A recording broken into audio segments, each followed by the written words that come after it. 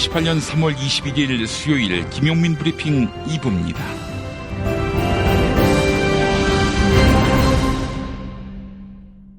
오늘 새벽에 나온 종합일간지 일면 헤드라인 살펴보겠습니다. 어제 청와대가 문재인 대통령이 발의할 개헌안 가운데 헌법 전문과 기본권 부분을 공개했는데요. 주요 종합일간지들은 대통령 개헌안 관련 소식을 다루고 있습니다. 먼저 한국일보, 국민이기에 앞서 사람이다. 서울신문, 사람의 가치, 노동자 권리, 헌법에 담는다. 국민일보, 노동자, 여성, 노인, 사회적 약자 돌본다. 세계일보, 헌법 전문, 부마 항쟁, 5.18 항쟁, 6월 항쟁 명시, 이런 제목입니다. 청와대는 어제부터 모레까지 대통령 개헌안의 주요 내용을 3일 동안 쪼개서 공개할 방침인데요.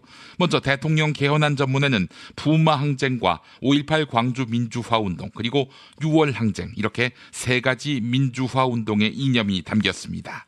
또한 자치와 분권을 강화한다 이런 표현도 삽입됐는데요.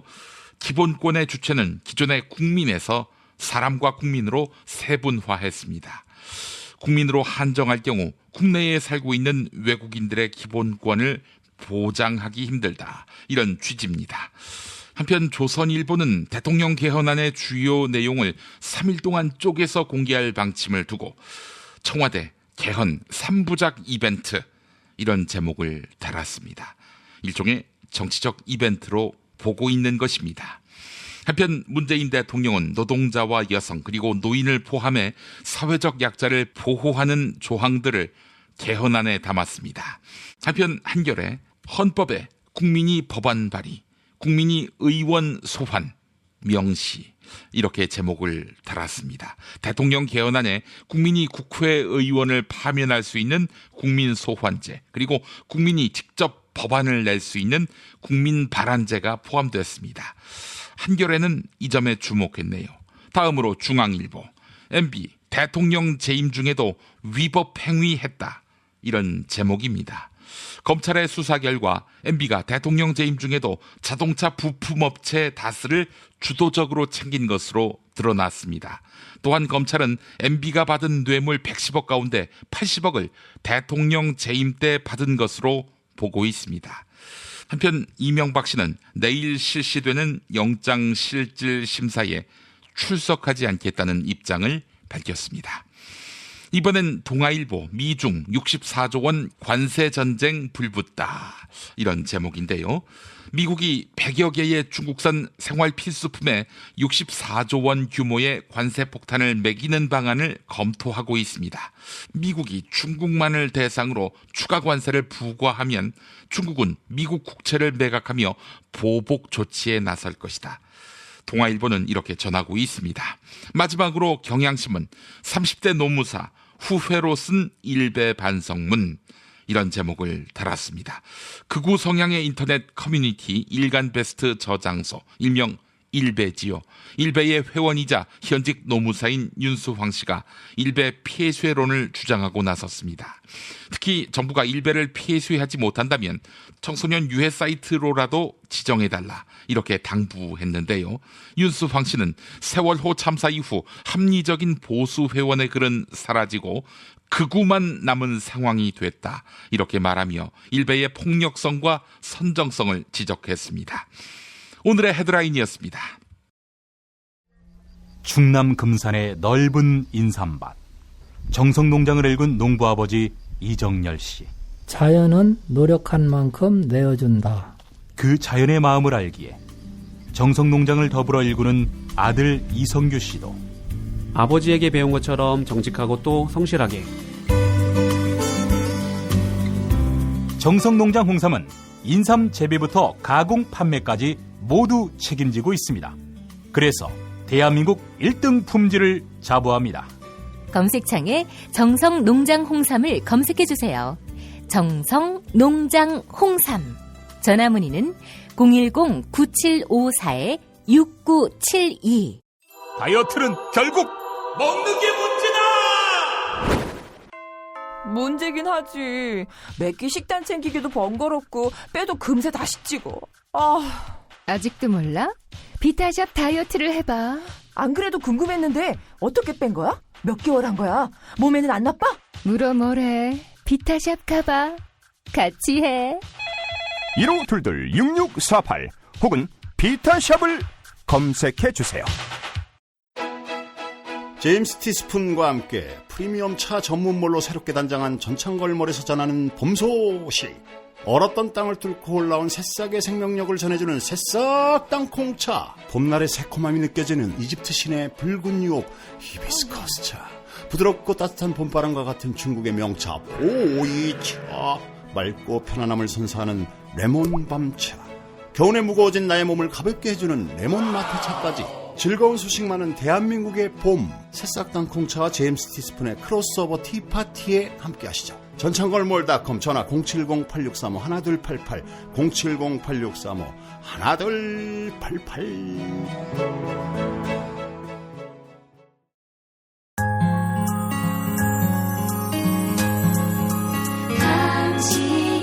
정직한 뉴스 보자관 김용민과 주파수를 맞춘다. 새로운 아침 특별한 선택 김용민의 뉴스 브리핑. 김용민의 뉴스 브리핑.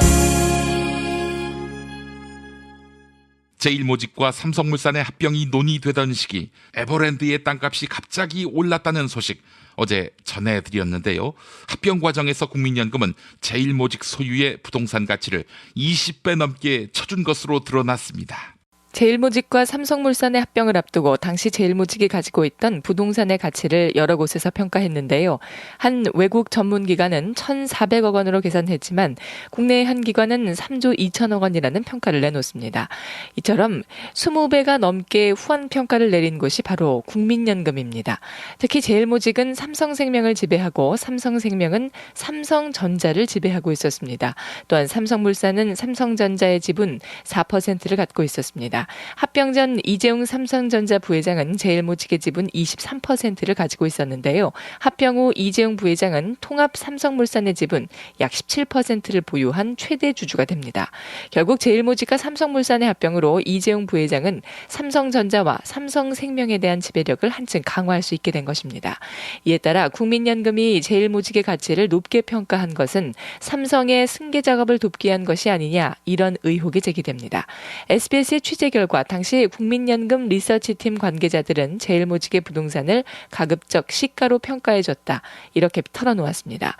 한편 이학수 전 삼성그룹 부회장은 이건희 삼성그룹 회장 사면을 위해 자동차 부품업체 다스의 소송 비용을 대납했다, 이렇게 검찰에 진술했는데요.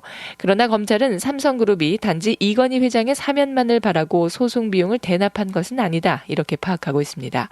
실제로 MB는 대통령 취임 직후 금융자본의 산업자본 소유를 금지하는 이른바 금산불림법 완화에 나섰습니다. 2009년 당시 삼성그룹은 에버랜드를 정점으로 삼성생명과 삼성전자로 이어지는 지배구조를 갖고 있었는데요. 금산분리제도 방향에 따라 이건희 회장 일가의 지배력이 결정되는 상황이었습니다. 결국 이명박 정부의 금산분리 완화는 삼성그룹 수건 사업 가운데 하나를 해결해준 셈이라는 게 검찰의 판단입니다. 잠시 후 김용민 파일에서 상세히 다루겠습니다. 검찰은 이명박 씨가 대통령 권한을 돈벌이 수단으로 악용한 전형적인 권력형 부정축제를 저질렀다, 이렇게 보고 있습니다. MB 측에 22억을 건넨 혐의를 받고 있는 이팔성 전 우리금융지주 회장의 매관매직이 대표적입니다. 이명박 정부 시절 MB는 청와대 실무진의 반대 의견을 무릅쓰고 이팔성 씨를 2008년 6월 우리금융지주 회장에 앉게 했습니다. 이때까지 이팔성 씨가 MB 측에 건넨 금품은 약 20억 원이었습니다. 2010년 이팔성 우리금융지주 회장은 전례에 없던 회장 연임까지 노렸습니다. 이를 위해 MB 측에 3억 원을 추가로 전달했는데요. 결국 2011년 당시 이명박 대통령은 우리금융지주 회장추천위원회가 이팔성 회장을 단독 후보로 내정하도록 해 연임을 확정시켰습니다. 내일 아침 이명박 씨에 대한 영장 실질 심사가 예정돼 있습니다. 하지만 이명박 씨는 구속영장 실질 심사에 출석하지 않기로 했습니다. 당초 문무일 검찰총장은 이명박 전 대통령에 대해 불구속 수사를 원칙으로 정했던 것으로 알려졌습니다.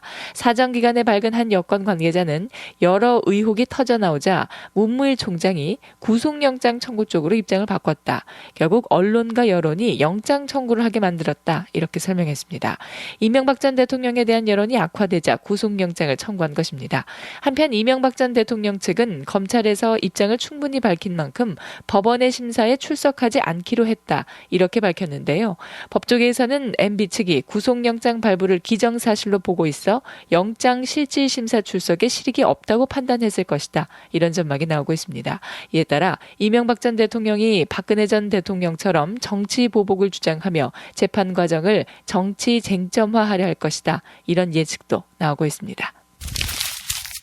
지난해 촛불 집회 당시 국방부가 위수령을 검토했다는 의혹이 제기된 바 있었는데요. 실제로 국방부가 병력 출동을 검토했던 문건을 JTBC가 입수했습니다. 위수령이란 대통령이 국회의 동의 없이도 특정 지역의 군 병력을 출동시키는 조치를 말하는데요. 지난해 2월 박근혜 전 대통령 탄핵을 요구하는 촛불 집회가 열리던 당시 국방부가 작성한 문건들이 공개됐습니다. 위수령에 대한 이해, 그리고 군의 질서 유지를 위한 병력 출동 관련 문제 검토, 이런 제목의 문건들이었습니다. 더불어민주당 이철희 의원에 따르면 이 문건들은 당시 한민구 국방부 장관의 지시로 국방부가 작성해 보고했습니다. 위수령 문건을 먼저 보고받은 당시 한민구 장관이 더 구체적 내용을 요구했고 결국 병력 출동 전반에 대한 검토가 추가로 이뤄졌다는 것입니다. 문재인 대통령이 발의할 개헌안 가운데 헌법 전문과 기본권 부분이 공개됐습니다. 전문에는 부마 항쟁과 5.18 민주화운동 그리고 60항쟁의 정신을 계승한다는 점을 명시했습니다. 또한 개헌안은 기본권의 주체를 국민에서 사람으로 확대했습니다. 일제잔재인 근로라는 용어를 노동으로 바꾸고 노동자의 기본권을 강화한 것도 의미 있는 변화인데요. 청와대 조국 민정수석이 대통령 개헌안의 내용을 구체적으로 설명했습니다. 조국 민정수석의 브리핑 직접 들어보시죠. 먼저 헌법 전문에 민주화 운동 과정에서 중요한 의미를 가짐은 물론 법적, 제도적 공인이 이미 이루어진 역사적 사건인 4.19 혁명, 부마 항쟁과 5.18 민주화 운동, 60항쟁의 민주 이념을 계승한다는 점을 분명히 하였습니다. 국제사회가 우리에게 기대하고 있는 인권 수준이나 외국인 200만 명 시대의 우리 사회의 모습을 고려하면 기본권의 주체를 확대할 필요가 있습니다. 이에 국가를 떠나 보편적으로 보장되어야 하는 천부인권적 성격의 기본권에 대해서는 그 주체를 국민에서 사람으로 확대하였습니다. 먼저 근로라는 용어를 노동으로 수정하고 국가에게 동일 가치 노동에 대하여 동일 수준의 임금이 지급되도록 노력할 의무와 고용 안정과 일과 생활의 균형에 관한 적절한 정책들을 시행할 의무를 부과하였습니다. 그리고 노동 조건은 노사가 대등하게 결정한다는 원칙을 명시하는 한편 노동자가 노동 조건의 개선과 권익 보호를 위해 단체 행동권을 가진다는 점을 명확하게 하였습니다. 그리고 공무원의 노동 3권을 실질적으로 보장하기 위하여 공무원에게도 원칙적으로 노동 3권을 인정하였습니다. 이어서 삭제되는 헌법 조항을 말씀드리겠습니다. 현행 검사의 영장 청구권 조항을 삭제하기로 하였습니다. 현행 헌법은 영장 신청의 주체를 검사로 하고 있습니다. 그런데 OECD 국가 중 그리스와 멕시코를 제외하고는 헌법에 영장 신청 주체를 두고 있는 나라가 없습니다. 이에 다수 입법례에 따라 영장 신청 주체에 관한 부분을 삭제하였습니다. 우리 헌정사에서 1954년 헌법에 대한 국민 발안제가 규정된 적은 있습니다. 그렇지만 국민이 국회의원을 소환할 수 있도록 하는 규정과 국민이 직접 법률안을 발의할 수 있도록 규정하는 것은 이번 개정안이 처음입니다. 이렇게 직접 민주제를 대폭 확대함으로써 기존의 대의제를 보완하고 민주주의 발전에 크게 기여하리라고 생각합니다. 지방시의회와 도의회에 이어 서울마저 3인이나 4인 선거구가 2인 선거구로 쪼개졌습니다. 양대 정당인 더불어민주당과 자유한국당이 의석 지키기에만 몰두했다. 이런 비판이 높습니다. 어제 서울시 의회가 구의원 4인 선거구를 모두 둘로 나눠 4인 선거구를 모두 없애는 수정 조례안을 통과시켰습니다. 또한 3인 선거구는 5곳 가운데 단 한 곳을 빼고 모두 2인 선거구로 고쳤습니다. 어제 서울시 의회가 이 같은 내용의 선거구 조례를 통과시키려고 하자 소수정당 의원들이 강하게 항의했는데요. 더불어민주당과 자유한국당 의원들은 이들을 제지하며 수정안을 가결했습니다. 정의당 서주호 서울시당 사무처장은 서울시 의회가 기득권 유지를 위해 정치개혁을 포기했다. 이렇게 꼬집었습니다. 우리 예술단이 이번 달 말 13년 만에 평양을 방문해 2차례의 공연을 갔습니다. 수석 대표로 나선 윤상 예술단 음악감독과 북한 현송월 삼지연 관현악단장이 어제 판문점에서 실무 접촉을 갖고 이같이 합의했습니다. 다만 선곡과 관련해서는 어제 실무 접촉에서 결론을 내리지 못했는데요. 윤상 감독은 정치적인 것을 떠나서 북한 측에서 잘 모르는 노래들이 많았기 때문이다. 이렇게 설명했습니다. 걸그룹 레드벨벳이나 가수 알리처럼 북한 입장에서 생경한 가수들이 참여하게 돼 선곡에 신중을 기한 것으로 보입니다. 남북 실무 접촉 결과를 브리핑한 남측 수석 대표 윤상 감독의 설명 직접 들어보시죠. 남과 북은 2018년 3월 20일 판문점 통일각에서 남측 예술단의 평양 공연과 여기 관련한 실무 접촉을 진행하고 다음과 같이 합의하였습니다. 1. 남측은 160여 명으로 구성된 예술단을 북측에 파견한다.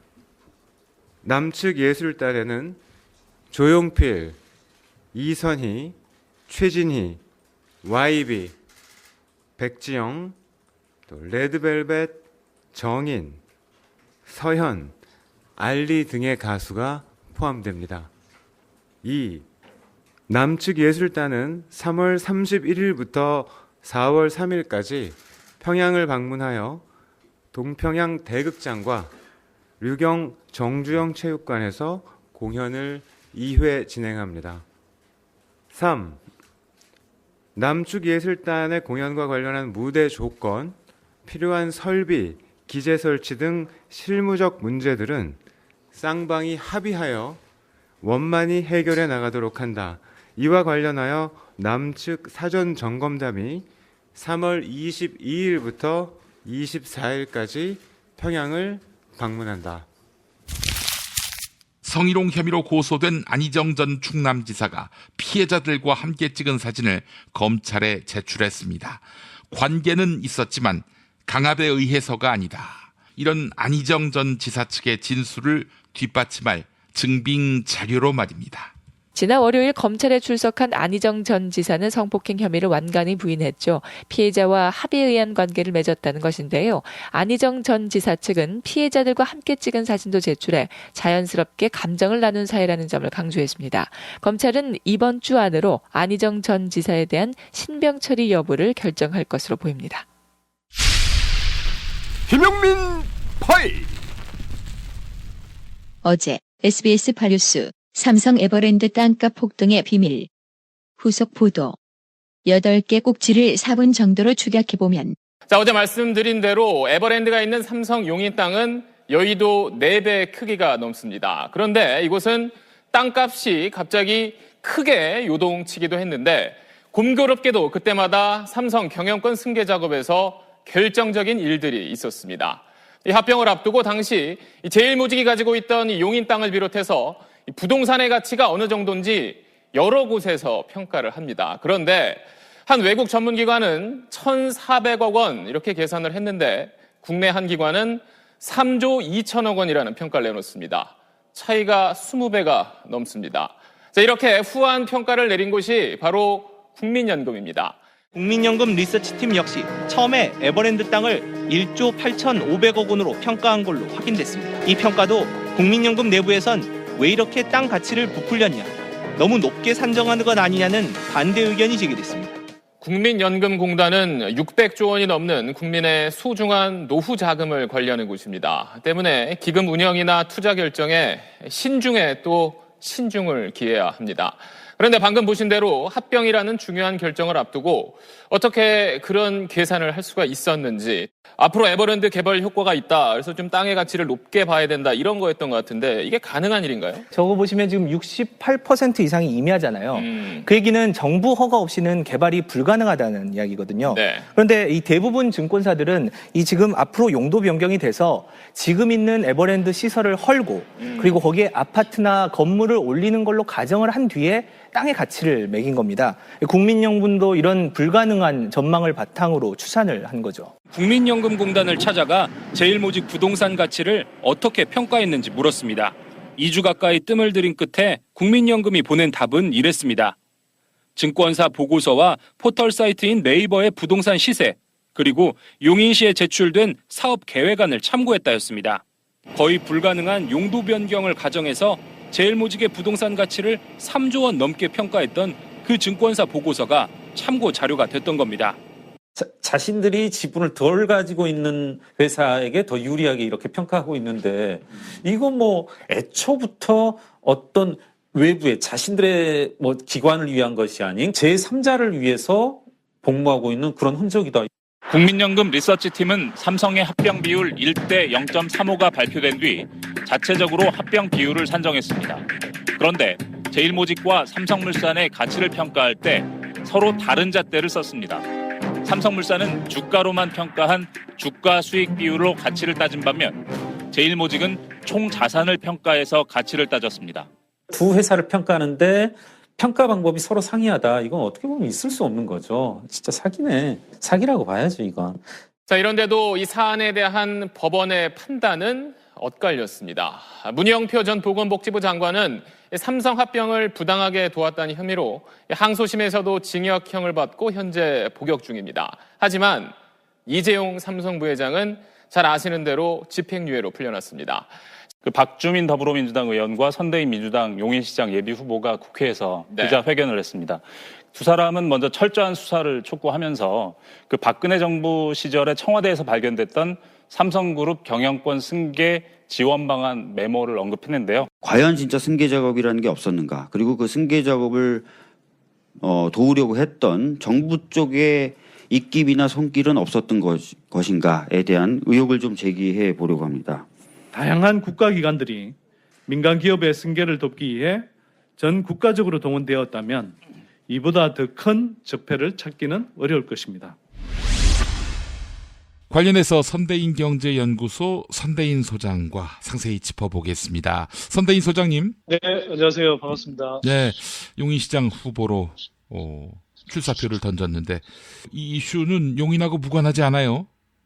예, 맞습니다. 삼성 에버랜드가 다들 아시다시피 용인에 있잖아요. 삼성이 갖고 있는 땅이 용인시 전체 면적의 2%에 해당할 정도로 한 380만 평. 예. 그 용인시 면적이 서울시 면적하고 맞먹는데요. 예. 그 서울시 면적이 한 2% 정도가 삼성 에버랜드하고 이건희 회장 땅이라고 생각해 보십시오. 예. 어마어마한 땅을 갖고 있는 거죠. 그래서 이 땅에서 이제 세금을 제대로 내고 있는지 이걸 이제 좀 살펴보다가 공시지가, 나라에서 세금을 매길 때 이제 정하는 기준이 되는 땅값. 그러니까 이 공시지가를 국가가 정하더라고요.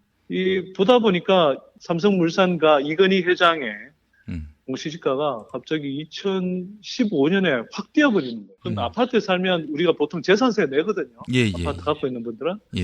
재산세 내면 이 재산세가 한꺼번에 확 오르지 않잖아요. 이른바 아파트의 경우도 가격을 이제 대략 올라가더라도 점진적으로 이렇게 올리거든요. 근데 예를 들어서 삼성 공시지가 같은 경우는 2014년까지는 과거에 삼성이 실제로 갖고 있는 땅의 가치에 비해서 엄청 낮은 수준으로 이게 저평가돼 있다가 갑자기 2015년에 이걸 갑자기 확 올라가 버리는 거예요. 네. 1990년대 거는 아무래도 이건희 회장이 자녀들에게 지분을 물려주기 위해서 가치를 똥값으로 만들어 놨다면은 2015년 이후에는 이재용 회장이 삼성물산과의 합병 과정에서 보다 용이하게 합병해서 결국 삼성을 지배하기 위해 또 땅값을 뻥튀기 하도록 애를 썼다. 한 것 아니냐라는 이제 의심이 들 수밖에 없는 거죠. 그래서 사실은 당시에 박근혜 정부였으니까 박근혜 정부가 이렇게 공시지가를 삼성 뜻대로 바꿔줬다면 이거 그러면 박근혜가 그 이재용의 삼성 소유를 위해서 도와준 것이고 그러면 이재용은 2심에서 사실은 무죄로 받은 것이 3심 가서 대법원 가서 뒤집어지는 게 그 합리적인 거 아니겠습니까?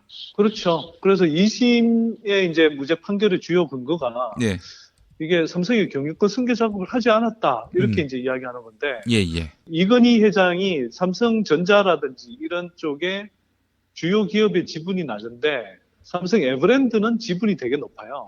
이건희 회장도 그렇고 이재용, 뭐 이서진, 이부진 이런 식으로 삼성 일가의 이제 지분이 되게 높은데 여기에 기업 가치를 유리한 방식으로 자꾸 이제 덩치를 키우는 거예요. 그래서 사실상 이름은 바뀌지만 삼성 에버랜드가 제일모직을 먹고 제일모직이 다시 삼성물산이라는 자기보다 훨씬 큰 덩치의 그런 기업을 오히려 3분의 1 수준밖에 안 되는 기업 가치로 평가해서 먹어버립니다. 그게 이제 삼성물산 합병권이에요. 그러면 삼성물산의 기업 가치는 낮게 평가하고 제일모직, 그 이전에 이제 삼성 에버랜드의 기업 가치를 높이려면 여러 가지 이제 장치가 필요한데 그 중에 하나가 이제 바로 부동산 가치 아니었겠느냐. 이렇게 이제 충분히 의심할 수 있는 거죠. 그러기 위해서 사전 작업으로 2015년경에 이 공시지가를 상대적으로 갑자기 폭등시켜버린 것 아니냐. 이런 이제 의구심을 가질 수 있는 거죠. 그런데 그런 비슷한 유원지에서 이렇게 갑자기 공시지가가 뻥튀기 되는 사례가 없습니다. 전국적으로. 전국적으로 비슷한 사례를 찾기가 어려워요. 그러니까 왜 삼성 땅만 갑자기 2015년에 이렇게 갑자기 뻥 튀어오르느냐. 이제 삼성 에버랜드 땅 같은 경우는 이게 시세라고 딱히 뭐 확정할 수는 없으나 도저히 상상할 수 없는 낮은 가격으로 계속 유지되어 왔던 거거든요. 그러면 삼성 에버랜드 땅이 그냥 뭐 임야가 아니잖아요. 그 한참 이렇게 유원지로 개발돼 있고 굉장히 수익성이 좋은 사업인데 그 땅이 예를 들어서 평당 뭐 예를 들어서 한 10만 원도 안 되는 가격으로 돼 있다. 이게 납득이 되시겠어요? 그런 식으로 이렇게 굉장히 낮게 잡혀서 그러면 재산세가 적게 잡혔다. 그러면 그만큼 실제로는 한 20년간에 걸쳐서 그 세금을 적게 들인 셈이 되는 거고, 그걸 이제 바꿔서 이야기하면 좀 삼성이나 이건희 회장이 세금을 덜 낸 만큼 시민들이 더 냈다고 볼 수도 있는 거고, 또는 그 삼성이나 이건희 회장이 덜 낸 만큼 또는 응당 더 걷었어야 되는 걸 걷지 못함으로 해서 시민들한테 여러 가지 뭐 복지라든지 교육이라든지 이런 혜택으로 돌아가야 될 게 못 돌아갔다 이렇게 볼 수도 있는 거겠죠. 국민들 차원에서 이제 보자면 삼성물산 합병할 때 삼성물산의 가치가 사실은 일반적으로 더 높게 평가돼야 된다 이런 의견들이 많았음에도 불구하고 이재용이 지분을 많이 갖고 있던 당시 제일모직의 지분이 더 높게 평가가 됐거든요. 근데 그러는 과정에서 국민연금안에서 제일모직이 갖고 있는 땅을 공시지가보다 훨씬 더 높게 잡아서 가치를 평가해 준 부분이 나옵니다. 박근혜 청와대에서 이제 국민연금 쪽에 압력을 가해서 이 삼성물산 합병에 찬성하도록 만들어주기 위해서 이제 내부 논리를 만드는 과정이었다고 이제 보는 거고요. 그 과정에서 이제 제일모직의 가치를 부풀리기 위해서 부동산 가치를 부풀리는 게 되게 중요했다. 이렇게 볼 수 있는 거죠. 이 국민연금이 엄청나게 한 10% 가까운 지분을 갖고 있었던 그 삼성물산의 가치는 굉장히 낮게 평가된 거거든요. 상대적으로. 그러면 국민연금 누구의 돈입니까? 국민의 돈이잖아요.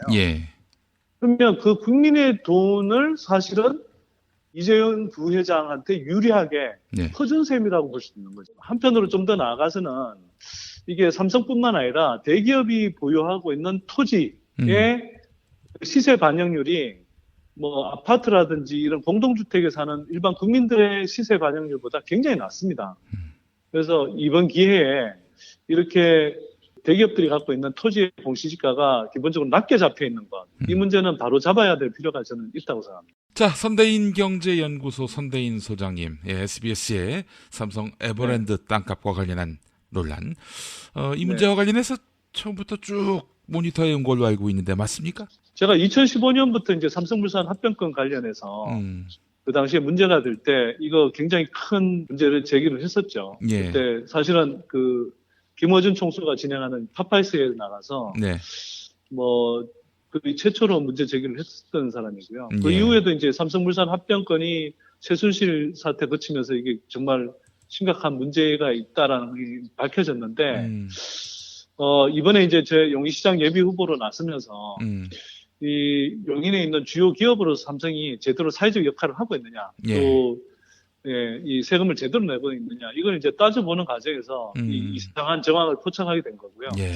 SBS 취재팀하고 협조해가면서 이 부분을 뭐 나름대로 밝혀내게 된 겁니다. 예. 그런 거대 기업, 또 그런 거대 기업을 움직이는 그런 이른바 재벌 일가들이 사회적 책임을 제대로 하지 않고 부정한 방법으로 이 경영권을 승계한다든지 부당하게 이제 부를 이렇게 늘리는 이런 것들은 또 세금 없는 경영권 승계를 하는 이런 방식들은 그건 사실은 21세기에 전혀 맞지 않는 방식이라고 생각하거든요. 예. 그 공정성을 확보하는 것은 바로 이 정부든 지자체든 이 공공이 해야 될 의무라고 생각합니다. 알겠습니다. 자, 선대인 소장님 말씀 잘 들었습니다. 네, 감사합니다. 운전자를 위한 꿀팁 7,000원 운전자 보험 카페. 알고 계세요? 교통사고가 나면 형사합의금, 벌금, 변호사 비용 이거 자동차 보험에서는 보장 못해요. 운전자 상해까지도 책임져 드리는 7,000원 운전자 보험 카페. 버스, 택시, 트럭 등 영업용 차량 운전자를 위한 12,500원 운전자 보험 카페도 있습니다. 실손, 부모님 건강, 자녀 보험도 안내해 드립니다. 02849-9730 연중 무휴라 언제든 02849-9730. 최저임금, 꼼수, 불법. 신고하세요. 최저임금 올랐다는데 내 월급만 안 올랐네. 신고하세요. 민중당 최저임금 119 운동본부. 상여금을 기본급에 포함시킨다고? 신고하세요. 민중당 최저임금 119 운동본부. 근로시간 줄이기, 식대 기본급에 끼워 넣기. 신고하세요. 070-5118-2119 카카오톡 검색창에 최저임금 119 운동본부를 검색하세요. 최저임금 지키는 민중당. 야, 너 홍어 판다 그랬지? 팔지. 근데 홍어가 진짜 그렇게 몸에 좋아? 아니, 끝내준다니까. 우리 엄마 관절염인데? 홍어. 나 숙취는? 홍어. 마누라 다이어트는? 홍어. 큰이모 변비? 홍어. 작은 형 소화불량은? 홍어. 여동생 피부? 홍어. 큰 누나 주름? 홍어. 명절 때 선물은? 홍어라니까. 근데 비싸지? 열나 싸고 열나 맛있는 홍어가 있다니까. 어디? 알싸한 홍어. 1599-6456.com 혹은 1599-6456 전화 주문도 가능합니다. 답은 이미 정해져 있으니 너는 대답만 해라고 하는 답정너. 아닌데. 답은 정치인데 너만 몰라. 이건데.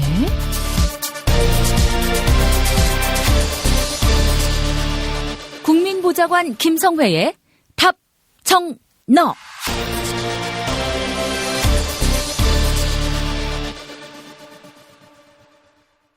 더불어민주당 손혜원 의원실 김성회 보좌관 연결하겠습니다.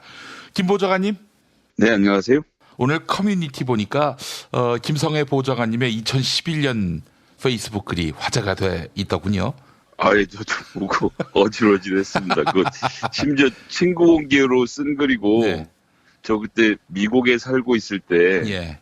당시에 김교황 씨랑 논쟁이 붙어서 되게 지저분한 얘기를 하길래 화가 나서 쓴 글이었는데 진중권 동양대 교수 관련해서 비판한 글을 말씀하시는 거죠? 네, 그런데다가 뭐 사실 그때는 공인도 아니고 친구도 뭐 몇백 명 있던 시절이라 비속어 욕설까지 등장해서 막 써놨는데 그걸 어떻게 지금 찾아서 돌리셨는지 예. 부끄럽습니다. 게다가 또 전도사 신분 아니었습니까? 뭐 예수님도 욕을 하시고 상도 때렸고 하셔서 저는 뭐 분노하면 그 분노를 표현하는 것 자체가 부끄럽지는 않습니다. 근데 이제 지금은 저희 당 쓰지 않는 비속어들이 좀 나오고 그래서요. 예. 그런 것들이 조금 걸리긴 하는데 뭐 어쩌겠습니까? 제가 쓴 글이고 제가 안고 살아야죠 뭐.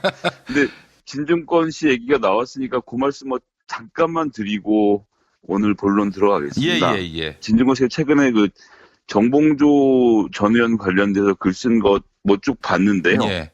본인이 생각하겠다는 것을 저는 막을 생각은 없는데 제가 좀 굉장히 볼썽사나웠던 부분은 김어준 씨라고 뭐 방송을 하시는 분이 있다는데 그래요? 잘 모르겠지만 그분을 걸고 넘어지는 부분이 좀 불편했는데 어느 부분이라면 이 부분입니다. 아무튼 정봉주와 김어준은 피해 여성의 폭로를 허위라고 본다. 그러니까 이건 뭐냐면 정봉주 의원이 이번 사건이 허위다라고 주장한 건 사실이지만 김어준 씨가 그렇게 얘기한 적이 있나요? 그런 적 없어요. 없거든요. 전혀 없습니다. 이것이 나와 있는 사실이 공작으로 전환되는 것에 대한 본인 걱정을 얘기한 사실이 있지만 프레시안의 이 폭로에 대해서 폭로를 허위라고 본다는 종류의 말이나 그런 뉘앙스를 풍긴 적은 단 한 번도 없거든요. 그렇고 그 바로 앞문장에서는 김어준의 공작적 사고에 따르면 익명의 폭로 여성은 보수 진영에서 미투 운동을 틈타 진보 진영의 도덕성을 공격하기 위해 발굴하고 마련해둔 폭로의 무기일 것이다. 이렇게 얘기한 부분이 있어요. 이건 비열한 거죠. 김어준이 이 글에 3번 등장하는데 마지막이 내가 아는 한 대한민국에서 미래를 내다보는 놀라운 예언의 은사를 가진 분은 오직 2분, 허경영과 김어준 뿐이다. 라고 한 부분까지 해서 이거는 저는 조크로 넘어갈 수 있지만 특히 처음에 말씀드렸던 정봉주와 김어준은 피해 여성의 폭로를 허위로 본다라는 문장은 이건 허위 사실입니다. 이 말 그대로 허위 사실이고 프레시안이 아무리 본질의 싸움에 대해서 글을 쓴 것을 낸다고 하지만 이런 부분에 대해서는 필터링을 했었어야죠. 이러니까 글을 쓰면 안 된다라고 생각하진 않지만 이런 식의 있지도 않은 얘기를 갖다 붙여서 논리를 풀어가는 것 진중권 씨답지 않다고 생각하고요. 그 말씀 꼭 한번 드리고 싶었는데 오늘 기회가 돼서 잠깐 드리고. 알겠습니다. 저는 말이죠. 여간 김어준에 대한 사감이 이게 글에 너무 명징하게 드러난다는 점이 좀 부끄러워요. 왜 그 부끄러움의 몫이 저한테 있는지는 모르겠습니다.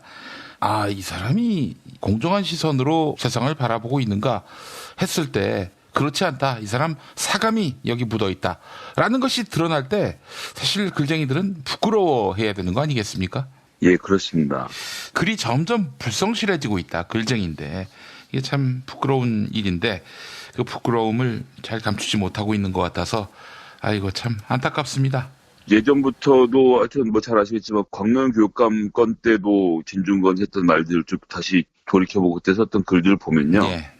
공격은 낙곰수를 해야 되는데 낙곰수는 자기랑 같은 급이 아니라고 생각해서 거론하지 않고 낙곰수의 주장을 따랐던 어떤 대학 교수의 글을 비판을 하면서 낙곰수를 비판하는 전례도 있었고요. 이 학벌에 대한 지나친 허위의식 이런 것들은 좀 버릴 때도 되지 않았나 싶은데요. 여튼 그 지나치다는 생각을 했고 여튼 여기저기 글이 돌고 있어 좀 당혹스럽긴 한데 다시 한번 말씀드리지만 철없던 시절에 쓴 글에서 전 그 내용에 대해서는 지금도 바꿀 생각이 전혀 없습니다만 지나친 이 욕설이나 표현에 대해서는 좀 혹시 보시는 분이 있더라도 양해 좀 해주셨으면 좋겠습니다. 알겠습니다. 그때가 30대 때 아니에요? 예, 그때는 머리에 숱도 많고 혈기왕성하던 시절이었죠. 알겠습니다. 자, 오늘 어떤 얘기 준비하셨습니까? 예, 오늘 문재인 대통령의 헌법 개정안 드디어 조국 민정수석이 발표를 했죠. 조국 수석이 발표해서 더욱 빛이 났다는 평가가 있어요. 저는 안 늙을 줄 알았는데 조국 수석도 많이 얼굴이 상하셨더라고요. 험한 데서 오랜 기간 동안 일을 해서 그러신지 청와대가 사실은 정치하는 사람들 모두에게는 선망의 지역이긴 하지만 일하시는 분들이야 정말 24시간 1년 365일 몸을 갈아넣는 마음으로 일을 하는 곳이지 않습니까? 문재인 대통령도 비서실장으로 있고 민정수석으로 있던 시절 치아를 몇 개를 빼가면서 임플란트를 해가면서 버텼던 그런 곳인데 하여튼 조국 수석 얼굴 상한 것은 좀 안타까웠지만요. 그 내용 자체는 굉장히 훌륭하고 아주 좋았다고 생각을 합니다. 제가 여기서 모든 내용을 다 말씀드릴 필요는 없을 것 같고 그리고 이미 공개도 됐고 여러 차례 강조했던 얘기니까 몇 가지만 좀 간단하게 짚어봤으면 좋겠습니다. 무엇보다도 이제 국민 대신 사람이란 말을 넣기로 한 거 아닙니까? 저는 그게 이제 핵심이라고 보는데요. 이제 특히 그런과 동시에 성별이나 장애 등에 대한 차별도 못하도록 헌법에 규정했다는 것도 같은 지점에서 봐야 되는데 올라왔던 뉴스 기사의 댓글을 보니까 사람으로 바꿔서 이 나라의 짱깨, 조선족, 외노자, 불체자, 인민 전부를 해당되게 하겠다는 말 아니냐라는 그런 댓글이 있었는데요. 저는 이런 건 좀 안타까운 것 같습니다. 그러니까 대한민국의 수준이 이미 OECD 선진국 중에서도 선진국의 수준이고 경제 규모로 보면 전 세계 10위란 말이죠.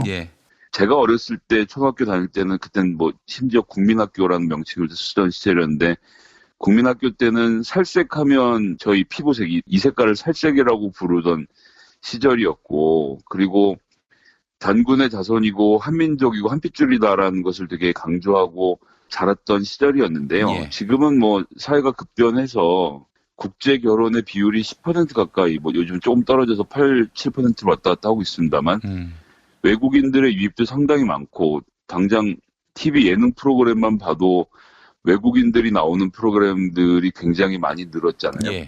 이런 부분에 대해서는 좀 인식의 전환을 할 필요가 있다는 생각이 드는데 그래서 이제 사람이라고 표현한 것은 국적을 무엇을 갖고 있든 혹은 인종이 무엇이든 상관없이 인간으로서 모두 다 존엄하게 대하겠다라는 문재인 정부의 기본 정치적 가치와 철학을 보여주는 지점이라서 이제 이런 점에서 저는 좀 넓은 마음을 가져주셨으면 좋겠다라는 부탁을 좀 드리고 싶고요. 그 다음에 특히 이번에 이제 근로자가 드디어 노동자로 바뀌게 되는데요. 다 아시는 얘기일 것 같겠지만 뭐 짧게 설명드리면 근로자는 근면하게 노동하는 자를 근로자라고 부르는 겁니다. 노동자는 말 그대로 노동자여야 하는데 일본식 표현이기도 하고 노동자를 낮추어 부르는 말이기도 하고 노동자는 열심히 일을 해야 된다는 전제를 까는 말이기도 하기 때문에 열심히 일하지 않으면 근로자가 아니다 이런 얘기죠? 예, 그런 얘기입니다. 그렇기 때문에 이번에 노동자로 바꾸고 특히 노동 3권에 대해서 완벽한 보장을 하겠다라는 점도 저는 헌법에서 되게 중요한 역할을 차지한다고 보고요. 지금까지는 노동자의 경제적 활동을 위해서만 노동 3권을 사용할 수 있었기 때문에 예를 들어서 이제 정리해고 같은 경우에 특히 그런데요. 이게 파업 요건이 안 되는 상황이었거든요. 이제 이런 것들에 대해서 고쳐지고 노조의 역할이 더 강화되고 노조의 힘이 더 세지는 구조로 가게 된 겁니다. 기업이라는 곳은 기본적으로 이윤을 만들어야 하는 것이라서 가능한 인간을 최대한 짜내려고 하는 것이 기본적 속성이거든요. 그거를 뭐 부인할 수 있는 방법은 없다고 생각합니다. 그렇기 때문에 정부가 근로감독을 하면서 감시를 하면서 노동자들을 보호하는 정책들을 펴왔는데 사실 이것 자체도 굉장한 시간과 노력과 세금이 들어가는 행위입니다. 그런데 이제 노동조합이 강해지면요. 이 노동자의 권리를 노동조합이 지켜주기 때문에 정부의 개입이 줄어들게 됩니다. 가장 잘 아는 노동자들이 사측과 교섭해서 노동 환경을 개선하고 노동자가 일하기 좋은 환경을 만드는 일이기 때문에 이 노조라는 것을 또 색안경 끼고 바라보시는 분들도 아직 너무 많이 있죠. 자유한국당은 특히 더 그러고. 그렇지만 이런 헌법의 개정을 통해서 노동권 자체가 성장한다는 것은 노동자만 좋아지는 것이 아니라 사업주들을 관리해야 할 책임을 가지고 있던 정부도 일손을 더는 일이고 이 사적인 영역에 대해서는 사적으로 알아서 할 수 있는 상황이 된다는 것도 저는 이번에 개정안에서 주요한 내용으로 봤고요. 그다음에 하나 더 꼽아보고 싶은 것은 이제 검사의 영장 청구권, 검사로 명시되어 있던 것을 삭제하게 되는 겁니다. 이걸 삭제하면 그럼 이제 당장 경찰로 영장 청구권이 넘어가냐라고 질문하시는 분들 계신데 이제 형법에서 검찰이 영장을 청구할 수 있는 규정이 있기 때문에 그건 뭐 현행 법에 있는 상태로 시작을 해서 검경의 수사권 조정은 국회의 역할로 좀 넘어와 있지 않습니까? 그 조정하는 가운데 정해질 거라고 보는데 전 영장 청구권을 지운 것이 가지는 진짜 중요한 의미는 뭐라고 보냐면요. 오늘 뭐 자꾸 김어준 총수를 많이 하게 되는데 김어준 총수가 했던 얘기 중에 되게 가슴이 와닿았던 얘기 중에 하나가 검찰의 능력은 누구를 처벌할 권리가 아니라 처벌하지 않을 권리다. 라는 말을 했던 적이 있습니다. 그 김용민이가 한 말을 표절한 걸로 알고 있어요. 아, 그렇군요. 어쩐지 김어준 같은 방송이 할 수 있는 수준의 말이 아니었는데 그런 또 내막이 감춰져 있었군요. 죄송합니다. 정정하겠습니다. 우리 김용민 PD님께서 말씀하신 검찰의 힘, 기소하지 않을 힘, 처벌하지 않을 힘에 대해서 얘기를 했는데 영장 신청의 주체가 검사만 있기 때문에 검사만 눈을 감으면 누구든지 빠져나갈 수 있었던 겁니다. 가장 비근한 예로 이명박을 들 수 있죠. 이명박이 검찰의 비호 아래 지난 10년 동안 호의호식하고 살아왔던 것 아닙니까? 주진우 기자가 그렇게 파헤치고 증거를 들이밀고 아무리 이야기를 해도 검찰이 꼼짝하지 않으면 그냥 넘어가는 거였어요. 그런데 이번에 이제 정부가 바뀌고 또 검찰이 개혁되는 과정에서 수사 능력을 보여줘서 지금의 국민들에게 적폐청산에 역시 적임자는 검찰이다라는 것을 보여주기 위한 방편의 일환의 의미를 포함해서 또 열심히 수사를 해서 영장을 청구하고 있지 않습니까? 그렇기 때문에 저는 이 검찰의 비대한 권력이 집중되었다고 생각하고요. 필요 이상으로. 하지만 이제 영장 신청의 주체가 사안별로 달라진다면 감사원이라든지 경찰이라든지 금융감독원이라든지 여러 군데가 영장을 청구할 수 있는 권한이 앞으로 저는 조정되어가는 과정이 있을 거라고 보는데요. 검찰만 처벌할 수 있는 상황에서는 검찰이 그것이 처벌하지 않는 것이 굉장한 권력이지만 본인들이 처벌하지 않더라도 다른 기관에서 영장을 청구하고 처벌할 수 있게 되면 검찰의 힘이 많이 빠질 겁니다. 그건 뭐 나쁘게 힘이 빠지는 것이 아니라 권력을 분산함으로써 서로 감시하고 보완할 수 있는 준비가 되는 것이죠. 그래서 전 이번 헌법에서 가장 중요한 내용 중에 하나가 아닌가 좀 이렇게 생각을 하고요. 그 다음에 이제 뭐 지난번에도 말씀드리고 논쟁이 좀 있었습니다만 이제 국민 소환제와 국민 발안제. 그래서 국민 소환제는 국회의원을 소환할 수 있는 규정인 거고 국민 발안제는 법률안 발의를 국민들이 할 수 있는 규정을 신설해서 시민사회의 힘이 더 강해지는 계기가 될 것이라고 생각하고요. 직접 민주주의에 좀 더 가까워지는 그런 개헌안이라 하겠네요. 네, 그렇습니다. 하지만 이제 국민소환제는 뭐 계속 말씀드리지만 여러 가지 보존 장치를 잘 만들어서 진보적인 의원이라고 해서 혹은 자유한국당에 강하게 반대를 하는 경북 지역의 의원이라고 해서 소환을 당하는 일은 없도록 하는 그런 안전장치들도 같이 좀 잘 준비가 됐으면 하는 바람입니다. 근데 국민들이 상당히 환호했던 것은 이제 국회의원도 리콜이 가능하구나라는 점이었는데 또 이걸 역공할 가능성 이런 것들까지 충분히 고민을 해야 된다라는 이야기. 앞으로 뭐 내용이 좀 다듬어질 테니까요. 그런 부분에 대해서 하여튼 저희도 긴장을 놓지 않고 좀 쳐다봐야 한다는 점을 말씀드리고 싶었고요. 그다음에 이제 이 발표를 하기 전에 아침 10시 반에 자유한국당이 6.13 지방선거 총괄기획단 회의를 하면서 홍준표 대표가 이제 모두 발언을 한 게 좀 재밌는 게 몇 구석 있어서 이거 제가 너무 민주당 얘기만 하는 것 같아서 자유한국당 얘기 좀 오랜만에 해보려고 하는데요. 같이 이어져 있는 얘기입니다. 그래서 개헌 관련돼서 본인 입장을 얘기하는 겁니다. 지방선거용 개헌이다라고 주장을 하면서 우리나라 해방 이후 대통령 개헌 발의를 한 건 거의 독재정부 시절이었다 이렇게 얘기를 해요. 그 독재정부가 이승만, 박정희, 그다음에 전두환 이럴 때 다 개헌을 했던 거 아닙니까? 그중에서 이승만, 박정희는 심지어 본인들이 사진을 중앙당사에 걸어놓고 있는 상태인데 거기다 사진을 걸어놓고 이제 와서 또 독재정권이라고 하면 도대체 어느 장단에 발을 맞춰야 되는지를 알 수가 없는 상태라고 보여지고요. 그리고 이제 개헌 투표를 하게 되면 본회의장에 아예 들어가지 않을 것이고 들어가는 사람은 제명 처리를 하겠다라고 해서 이렇게 되면 김연아 의원은 쌍수를 들고 환영하지 않겠나. 그렇지 않아도 제명당하고 싶어서 어떻게든 방법을 찾고 있는 것으로 예전에 얘기를 들었는데 요즘 어떻게 하고 있는지 잘 모르겠습니다만 개헌 투표를 하는 것 자체를 이제 입장 자체를 안 해버리고 하는 사람에 대해서 제명 조치를 하겠다라는 이런 독재적인 발상도 참 큰일이 났다 싶고요. 게다가 이제 5.18 정신을 이번에 헌법에 반영하는 걸로 부마항쟁과 함께 발표가 됐지만 5.18과 촛불 이런 것들이 헌법에 넣는 것은 이제 누덕이다라는 표현도 참 어디서 말하기 부끄러운 이런 표현이라고 생각을 합니다. 그래서 지방자치선거를 어떻게 해보려는 개헌이다라고 생각을 하고 있는데 지방자치선거 때 개헌하자라고 주장했던 것이 본인이라는 거 어떻게 이렇게 빠른 속도로 있는지 그리고 본인도 잘 알겠지만 사실 2017년 대선에서 홍준표 대표가 대통령이 될 가능성은 없었지 않습니까? 그렇죠. 문재인 후보가 대통령이 되더라도 2018년 지방자치선거에 맞춰서 개헌을 하겠다는 것이 자유한국당의 입장이었는데 생각보다 정부가 잘하고 개헌한 내용이 좋으니까 형식적으로 어깃장을 놓는 것을 보여주는 건 참 게다가 대통령 중임제를 포함해서 여러 가지들은 전부 다 사실 자유한국당에서 주장했던 내용들이 많습니다.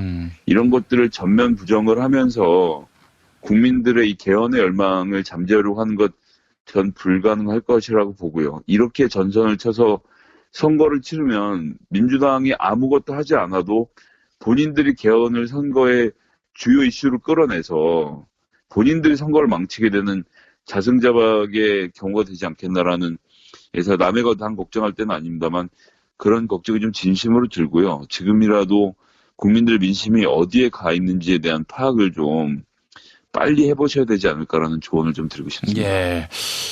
김용민의 정치쇼에 정두원 전 의원, 정태근 전 의원이 나오는데 지금 뭐 서울시장 후보로 아무도 안 오겠다는 거 아닙니까? 뭐 오세훈도 까였고요, 이석연도 까였고, 홍정욱도 까였고, 황교안도 마다했다는 얘기가 있는데 이제 이거에 대해서 정두원 전 의원은 무슨 명분이고 나발이고 그런 거 없고 자기가 쓴 선거 비용을 보전받는 기준이 득표율 15% 아니에요. 15% 넘기가 어려워서 큰 재산 손실을 볼 수 있기 때문에 그래서 안 나오려 하는 것이다. 자유한국당은 딴 게 아니라. 그래서 홍준표 대표 본인이 나오지 않으면 안 될 것이다. 본인도 2006년에 서울시장 나오려고 그렇게 기를 쓰지 않았느냐라고 얘기를 하던데, 야, 근데 뭐 하여튼 보수는 무슨 이념 명분 이건 허울이고 사실은 진짜 돈이 걸리고 또 이제 재산 손실이 불가피하다 그러면 절대 발을 들이지 않는 이런 속성이 있다는 점을 또 다시 한번 확인시켜 줬습니다. 예, 알겠습니다. 자유한국당 참 답이 없네요. 답이 없으니까 이게 타협이 안 되는 거예요. 그렇습니다. 하여튼 우리 홍준표 대표 천년만년 장기 집권하시길 다시 한번 악망하겠습니다. 알겠습니다. 자, 김성애 보좌관님 오늘 말씀 잘 들었습니다. 네, 감사합니다.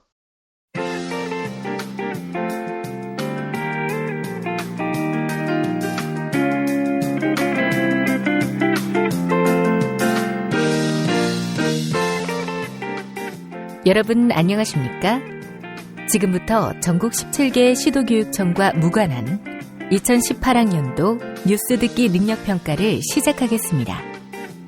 가정이나 직장, 차량, 야외에 계시는 애청자 여러분께서는 팟캐스트의 음량을 알맞게 조절하여 주시고 팟빵 게시판에 정답과 이메일 주소, 사연을 써올리시기 바랍니다.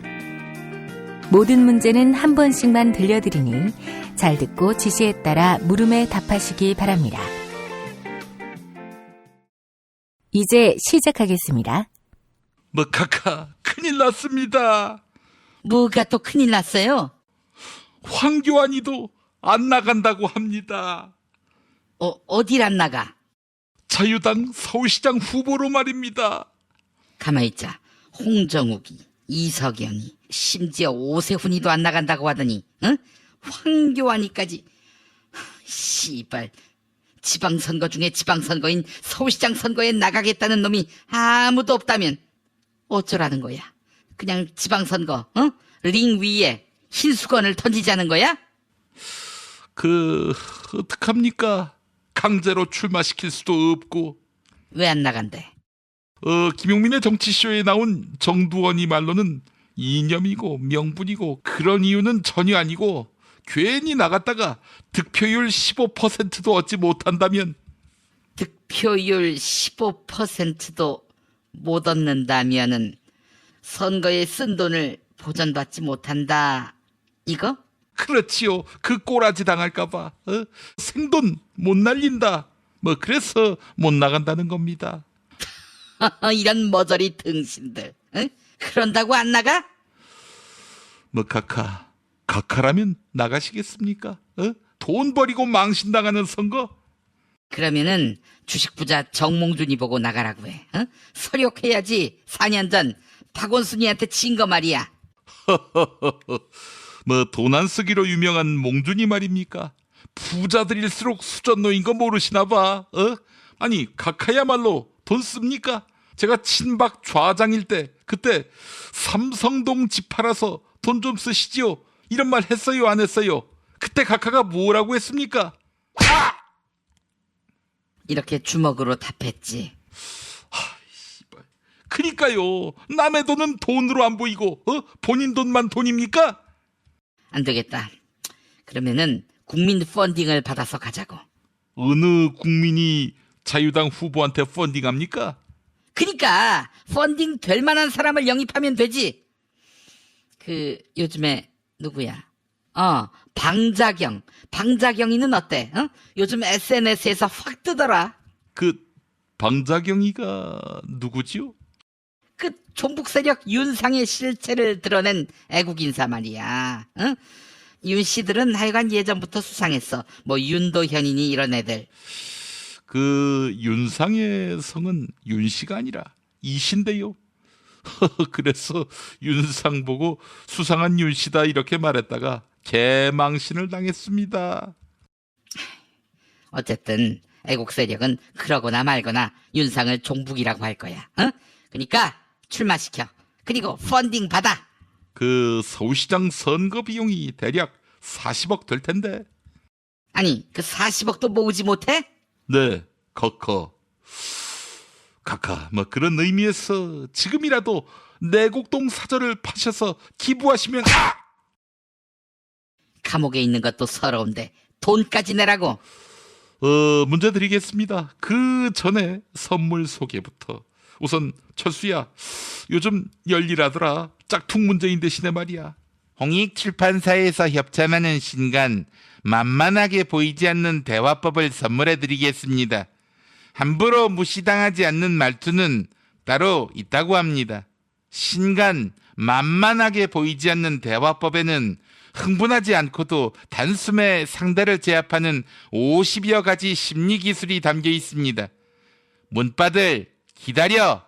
이거 읽고 상대해 줄 테니까. 신간 만만하게 보이지 않는 대화법. 그리고 원로배우 이순재 선생님. 안녕하십니까, 이순재입니다. 그 밖에 다른 정답자들에게는 애주가들의 핫 아이템 술친굼 한 박스 선물해 드립니다. 검색창에서 술친굼을 찾아주세요. 그리고 금요일 정답자 가운데 한 분께는 남도 먹거리에서 협찬하는 먹을거리 꾸러미 상품을 보내드립니다. 인터넷 주소창에 남도먹거리.kr 남도먹거리.kr을 입력해주세요. 대봐라. 남도먹거리 인터넷 주소 다시 한번 대봐라. 뭐라고? 남도먹거리.kr이라고? 이번에는 회창이 형. 금요일 정답자 가운데 다른 한 분께는 골반 보정 속옷 바디로직 리포머 팬츠를 보내드립니다. 포털 사이트에서 바디로직 검색해주세요. 그리고 금요일 정답자 가운데 다른 한 분께는 머문 빌리지 이용권을 격주로 보내드립니다. 총 3,000평의 대지와 건물 2동을 오직 한 팀에게만 드리는 서비스.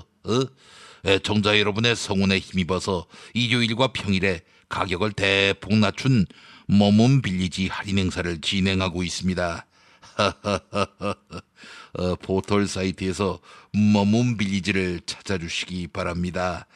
근데 이 인재가 전화하면 이 새끼야 끊어 이 새끼야 라고 답할 겁니다. 마지막으로 카카. 클로징에서 사연이 소개된 분에게는 별을 따다 구운 과자에서 만든 강릉 두부도넛을 선물해 드립니다.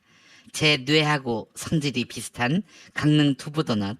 주문 전화는 033-646-2668 033-646-2668. 인터넷 주문은 bakingfarmer.co.kr입니다. 퀴즈 드리겠습니다. 수면 아래 잠복했던 한중 해저 터널 프로젝트에 대한 논의가 다시 불붙고 있는데요. 인천이냐 화성이냐 평택이냐 아니면 서산이냐.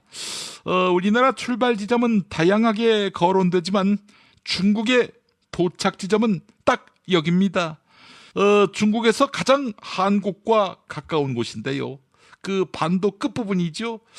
고속도로라는 뜻의 단어를 연상하게 하는 중국 도시 이름인데요. 산둥성 동부에 있는 도시죠. 여기 이름이 뭔지 아십니까? 알지.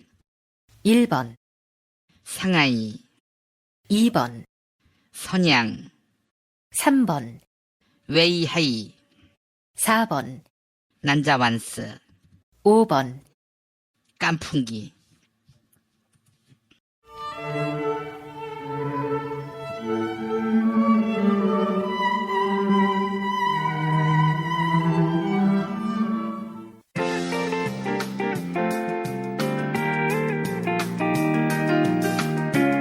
수고하셨습니다. 정답자는 다음 방송일 뉴스 포렌메리가 끝나고 발표합니다. 이상으로 전국 17개 시도교육청과 무관한 2018학년도 뉴스 듣기 능력평가를 모두 마치겠습니다. 허리가 아파요. 아랫배가 나와요. 골반이 바로 서야 건강도 아름다움도 바로 섭니다. 바디로직을 입으세요. 토크밴드의 입체적인 탄력이 틀어진 골반을 바로잡습니다. 간편하고 확실한 골반 교정 타이즈 바디로직.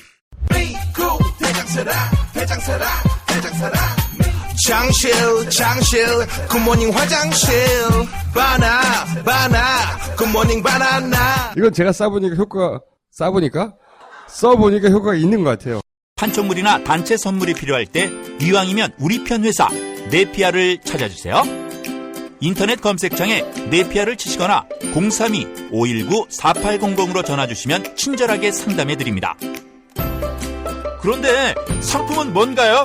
네피아를 가서 고르세요. 3만 가지가 넘는 물품이 있어요. 오늘 녹음 끝나고 한 잔? 술 끊는다며. 새해가 되면 술 끊겠다는 결심들 많이 하시는데요. 네. 쓸데없는 짓 하지 마시고요. 네, 술친굼이 있잖아요. 네이버에 술친굼을 검색하세요. 멀쩡합니다, 진짜.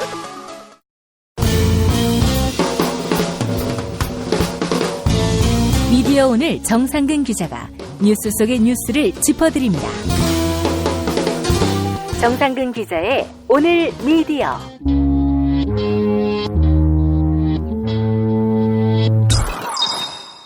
미디어 오늘 정상근 기자 함께하겠습니다. 정 기자님. 네, 안녕하십니까. 네, 방송통신심의위원회. 여기 사무총장이 CBS 보도국장을 지낸 민경중 총장이더만요. 맞습니다. 민간기구긴 하지만 방송통신심의위원회. 매우 그 위상이 높은 기구 아니겠습니까? 민경중 사무총장이 사실 문재인 당시 후보 캠프에 있었어요. 그래서 낙하산 논란이 잠깐 불거진 적이 있었는데 예. 방송통신심의위원회 내부에서는 딱히 이렇게 큰 반발이 없었던 이유는 방송통신심의위원회 역사상 처음으로 전문가가 왔다라는 그런 평가 때문이었습니다. 네. 이전 정부 때는 당연히 뭐 캠프 출신, 뭐 어디 보좌관 하던 사람, 뭐 이런 사람들이 위원이나 사무총장 이렇게 와가지고 낙하산 논란을 불러 일으켰었는데 예. 그분들은 비전문가들이 좀 많았고 게다가 네, 그러니까 안에서 일하는 사람들로서는 비전문가들이 와서 조직을 장악을 하려고 드니까 그게 굉장히 좀 불쾌했던 거죠. 예. 네. 민경중 사무총장 같은 경우에는 뭐 캠프 출신 인사이긴 하지만 어느 정도 방송 쪽에도 오래 계셨고 또 뭐 이쪽 부분에 대해서도 좀 밝으신 분이어서 내부에서 그렇게 뭐 강한 반발이나 그런 상황은 없었습니다. 그렇습니다. CBS 보도국장을 지낸 정도로 그분의 경륜을 말할 수는 없습니다. 잘 아시겠습니다만 CBS 노컷 뉴스를 만든 사람이 바로 민경중 총장이에요. 그렇습니다. 이 방송통신심의위원회가 이제 보통 방송 내용을 가지고 심의를 한다.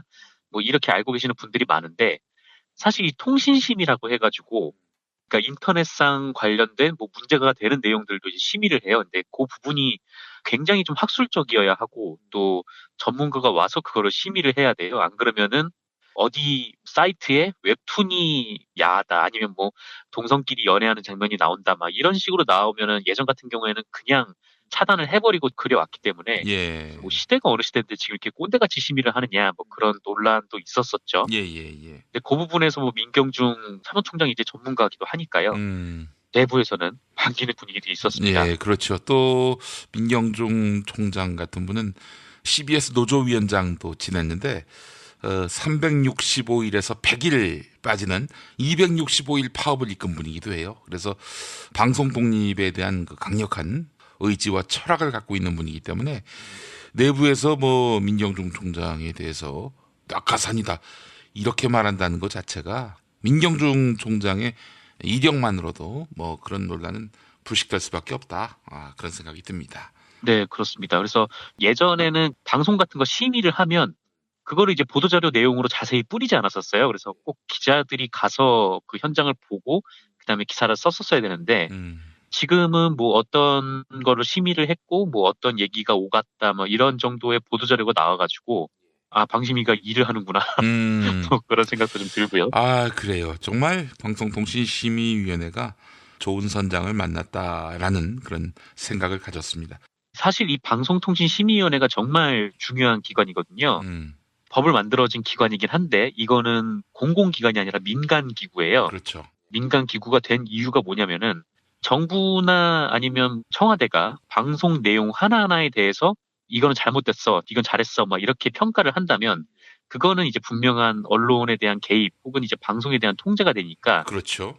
요거를 이제 민간 기구로 넘겨버렸던 겁니다. 그래서 이거 민간 자율 규제 기관으로 만들어 놓은 상태에서 다만 이제 이 위원들은 어느 정도 좀 공익성 측면이 담보가 돼야 하기 때문에 국회 같은 경우에는 어느 정도 국민들의 표를 받은 사람들이 국회에 들어가잖아요. 그래서 여기서 뭐 이제 위원들을 추천을 했던 거죠. 근데 문제는 지금 국회가 민심을 제대로 반영을 하지 못하는 데다가 과대대표돼 있는 뭐 자유한국당 같은 경우에는요. 그런 경향이 있기 때문에 이전까지는 계속 자유한국당에서 거의 대부분의 위원들을 차지를 해왔고 또 그 위원들이 정치심의 논란을 계속해서 일으켜왔어요. 글쎄 말이에요. 그러니까 이제 JTBC를 집중적으로 심의 대상에 올리고 지난 정부 때 하여간 그 정권에 협조하지 않은 언론들을 상대로 해서 방송 심의를 구실로 해가지고 지속적으로 압박해왔던 방송통신심의위원회였거든요. 게다가 이게 민간 자율규제 기관이긴 한데 그냥 뭐 민간에서 너네가 알아서 평가를 해라라고 맡겨놓으면은 뭐 사실 방송들로서는 눈치 볼 필요가 없잖아요. 이게 구속력이 없으면요. 그렇죠. 그래서 이거를 뭐 방송통신심의위원회가 자율적으로 심의를 하되 그 결과로 법정 제재가 나오면 방송통신위원회가 이 방송사의 재승인 과정에서 그 점수를 반영하도록 제도를 만들어 놓은 거예요. 그러니까 이제 심의에 많이 걸리면은 몇 년에 한 번씩 하는 제허가. 그러니까 이 제허가라고 하는 것이 방송국을 살릴 수 있고 없앨 수 있는 그런 제어가 아니겠어요? 여차하면 방송국을 아예 없애버릴 수 있도록 그렇게 하는 그 제재 아니겠어요? 한마디로 이제 방심위가 TBS 김어준의 뉴스공장이 너무 품위가 없어라고 징계를 내리면 TBS 재승인 때 이게 마이너스 점수가 돼서 영향을 주는 뭐 그런 구조로 되어 있는 거죠. 근데 이렇게 해서 어느 정도 최소한 방송사가 이 규제를 따를 수 있도록 그렇게 정해놓은 건데 아까도 말씀드렸지만 문제는 이명박 박근혜 정부에서 이게 엄청나게 악용이 됐다라는 점입니다. 아까 말씀하셨듯이 이 JTBC 같은 경우에는 좀 이렇게 사소해 보이는 것들 그런 것들에 대해서도 감점이 될 수 있는 법정 제재가 내려지고 또 JTBC만 그러면 너무 이게 눈에 띄잖아요. 티가 나니까. TV조선이나 MBN 채널 A 뭐 이런 데는 거의 뭐 방송을 취소해야만 할 그런 엄청난 막말이나 막 오보 그런 것들이 많지 않았습니까? 네, 이런 것들하고 같이 엮어가지고 어느 정도 이제 JTBC만 그런다라는 거를 좀 희석을 시키면서 다만 TV조선의 그런 행위들은 감점까지는 안 되는 뭐 가벼운 뭐 견책 뭐 이런 것들만 내리고 JTBC에는 뭐 감점이 될 수 있는 만한 이제 제재를 뭐 그런 건도 아닌데 내리고 막 그랬었죠.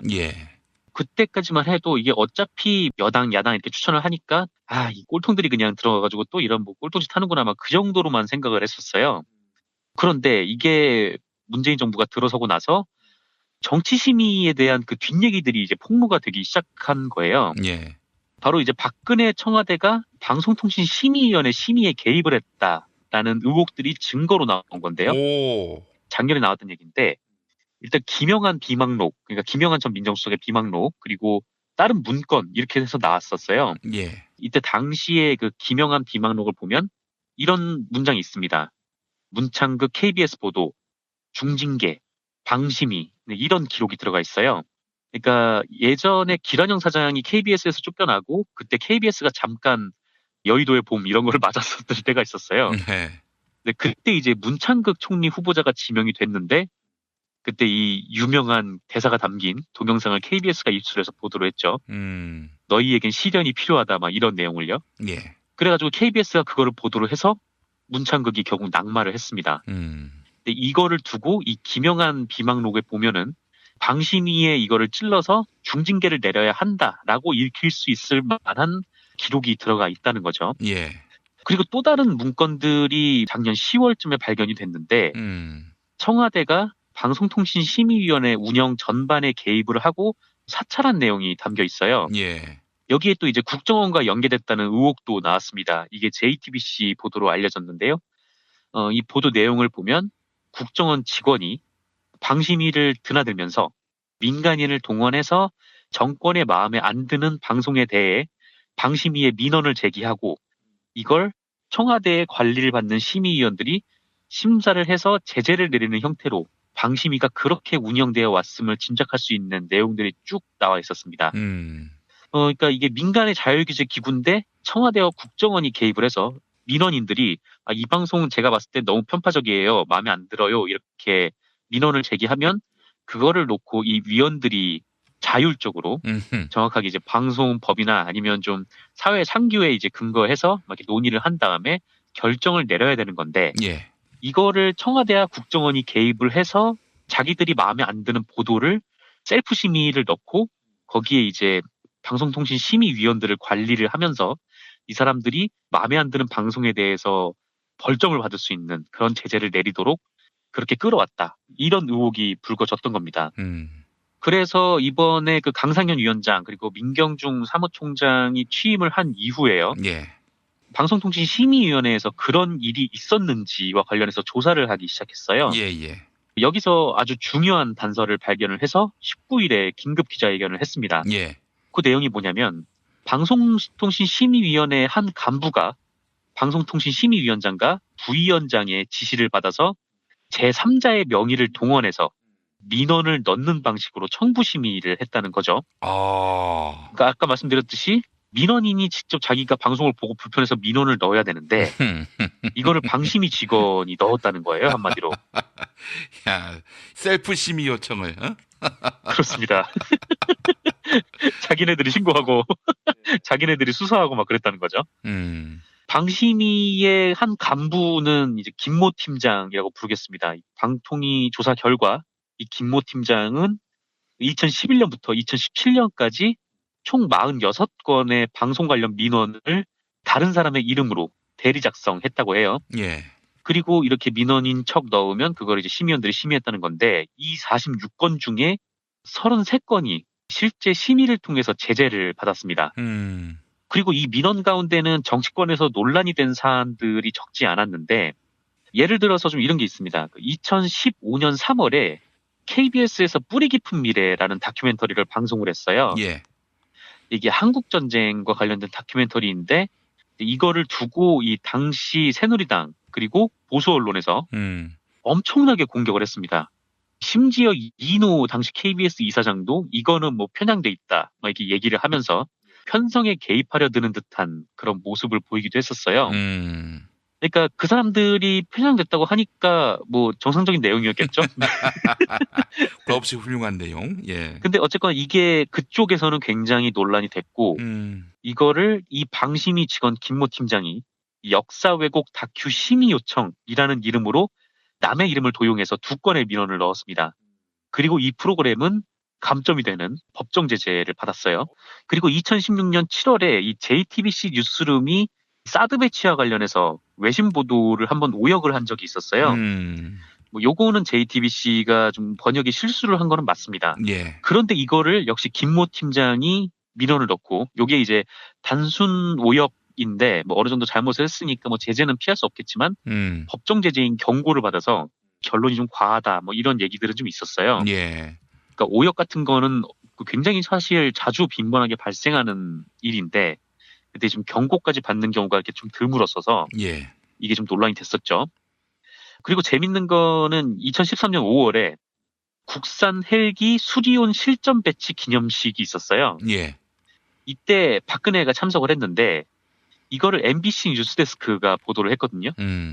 이건 역시 김모 팀장이 민원을 넣었습니다. 근데 이걸 왜 민원을 넣었냐면은 박근혜 대통령과 북한의 인공기를 나란히 배치한 사진을 썼다는 거예요. 그러니까 얘네들은 이 방송통신심의위원회를 박근혜 심기경호를 위해서 이용을 했다. 라고도 이제 볼 수가 있는 거죠. 그냥 조인트 까면 될 건 왜 굳이 이렇게 복잡한 절차를 거치는지 모르겠네. 괜히 그렇게 했다가는 뭐 방송을 장악하려 한다, 뭐 방송에 개입한다, 그런 얘기들이 있으니까. 예. 어쨌거나 이렇게 전방위적으로 뭐 언론의 압박을 넣었다라고는 좀 볼 수 있는 부분인 것 같습니다. 예. 그리고 이 MBC 뉴스데스크 보도도 법정 제재인 이제 관계자 징계 및 경고를 받았습니다. 예, 예. 그리고 2016년 10월에도 김제동의 톡투유에 대해서도 이 김모 팀장이 민원을 넣었고요.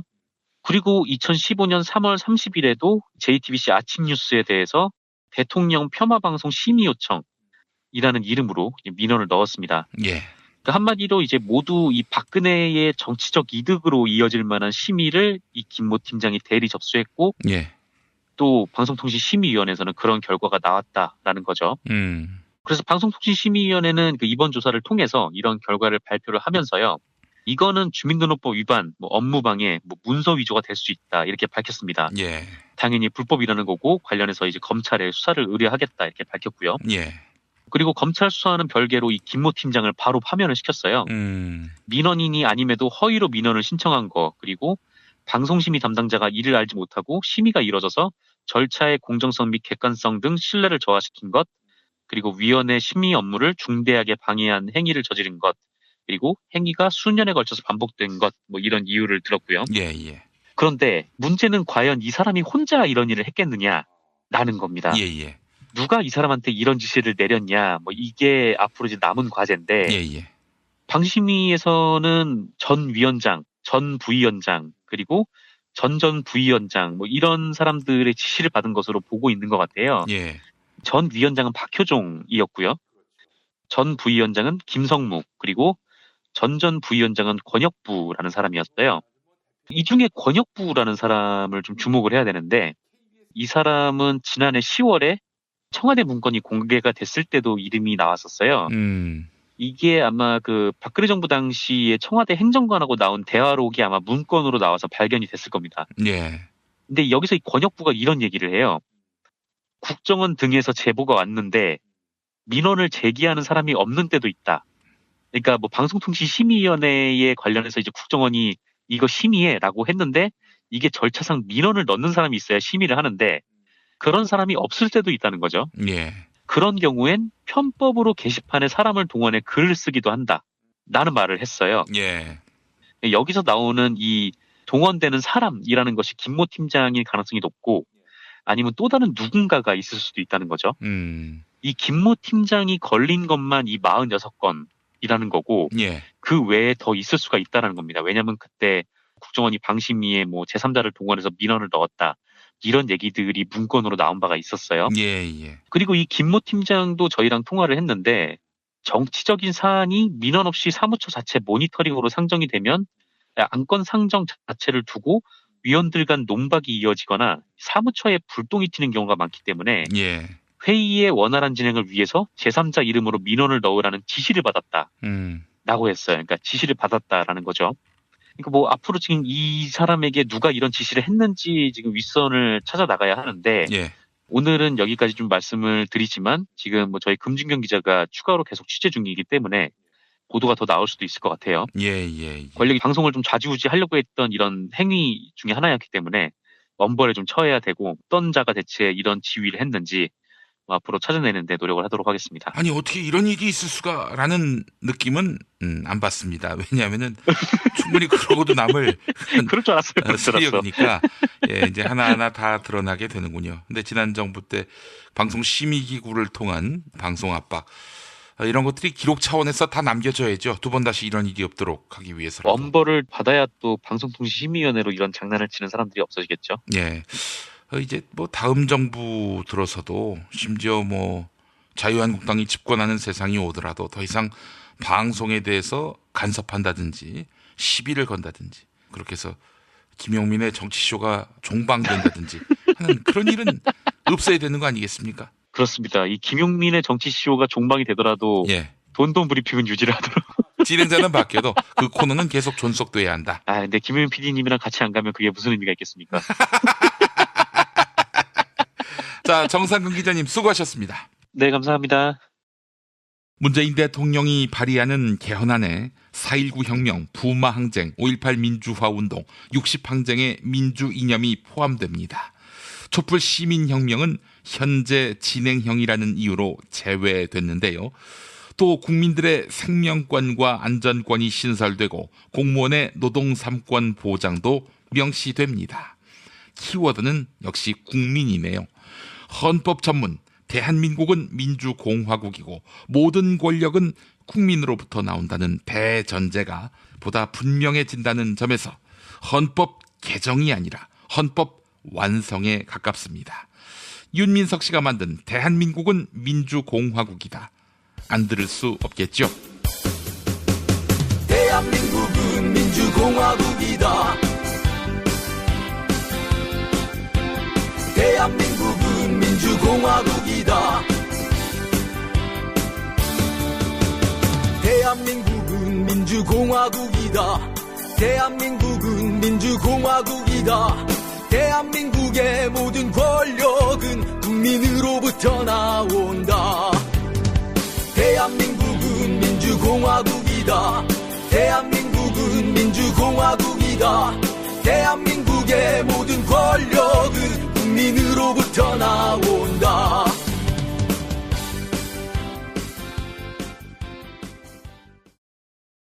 PPL 시간 이건이에요. 재용아, 에버랜드 땅값이 술 취했다며? 제멋대로 떨어졌다가 제멋대로 치솟고, 야, 그 방치했다가는 지진난다.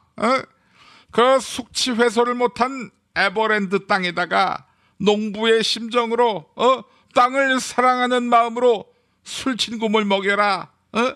술친굼을 먹으면 사람도 땅도 다 정상으로 돌아온다고. 1800-6649 1800-6649 술친굼. 사실상 혼수 상태입니다. 비타샵 그린 스무디 사용 후기를 보니까 윤모 씨 사연이 사실상 올라왔습니다. 늘 저녁에는 그린 스무디 이만한 게 사실상 없었습니다. 마시면 몸이 가벼워지는 느낌이 너무 좋았습니다. 문재인 정권은 이 비타샵을 모든 국민에게 사실상 무상 배급해야 한다. 1522-6648 1522-6648 혹은 검색창에 사실상 비타샵을 검색하시기 바랍니다. 예, 버스, 트럭, 택시 등 영업용 차량 월 12,640원 영업용 운전자 보험 카페가 있어요. 형사비 3천만 원, 변호사 선임 500만 원, 벌금 2천만 원 한도의 실비 보장. 근데 이게 다가 아니지. 월 2,240원만 더 추가하면 면허정지 일당 5만 원, 면허 취소 1,000만 원을 준다고 했어요. 이거보다 더 나은 보험이 있다. 이러면서 겐세이 놓으면 내 가만 안 있겠어요. 016-360-0689 02849-9730 밤 9시까지. 그 김종인이라고 봐요. 그 미궁 대장사랑 윤모씨 그 사용후기 읽어드리도록 할게요. 과민성 증후군이지만 그 술을 자주 마셨을 적에 항상 속이 불편하고 화장실을 굉장히 자주 가는 일을 만들었다고 보는 거지. 지금 내포만 먹었는데 자주 차던 가스도 더 이상 추워도 안 차고 이질일동 보고 있다고 봐요. 1522-8972 1522-8972 그 검색창에서 미궁 대장사랑 쳐야 한다고 봐요. 탄핵 때문에 뭐 이야기를 전달을 하려고 해도 길을 막고 듣질라나요. 패족 수준으로 쪼그라든 한국 보수. 회생의 길은 과연 있을까? 변화된 정치 환경, 갈 길 잃은 보수에게 새로운 희망을 제시한다. 애국 보수의 화려한 부활과 집권을 위한 본격 가이드, 김용민의 신간, 보수를 지켜라. 진중권도 투표하는 보수 정당. 광주에서도 일당이 될 수 있는 보수 정당. 젊은이들의 입당이 줄을 잇는 보수 정당. 언제까지 민주당 정의당을 부러워만 할 것인가? 부러우면 진다니까? 자유한국당 당원 김용민이 쓴 보수를 지켜라. 이김에서 나왔습니다.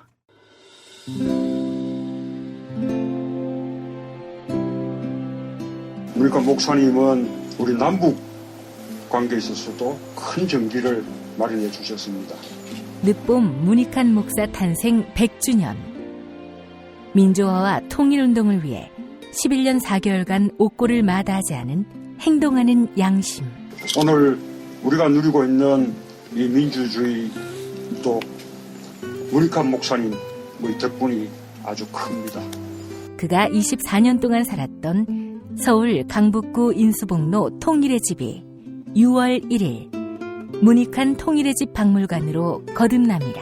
사람들이 이렇게 항상 북적북적 이렇게 했던 공간이라 아버지한테만 아니라 우리 모두들한테 굉장히 큰 의미가 있는 통일의 역사를 기억하며 통일의 길을 모색하는 문익환 통일의 집 박물관 기념사업 추진위원으로 함께해 주시겠습니까? 이건 단지 어떤 유가족들의 유산이 아니라 우리 시대가 가지고 있는 유산이기 때문에 자세한 안내는 포털 사이트에서 문익환 통일의 집을 입력해 주세요.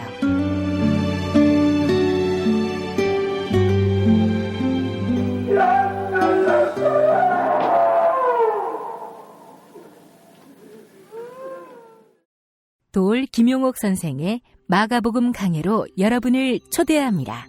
이 마가복음이라는 게 대단히 중요합니다. 왜냐하면 복음서의 원형이기 때문에. 원형. 매주 일요일 아침 11시 서울 서대문구 충정로 20 서울 지하철 충정로역 9번 출구 앞에 있는 벙커원에서 도울과 만나세요. 율법을 믿으시겠다고? 신약이 율법의 완성이라고? 얼어빠질 그따위 기독교 내 입 앞에서 제발 입도 뻥끗 터지지 말아요. 그런 소리들은. 벙커원 교회 일요일 예배를 겸하는 이 자리. 도울이 진리와 생명이었던 예수를 원형 그대로 복원합니다.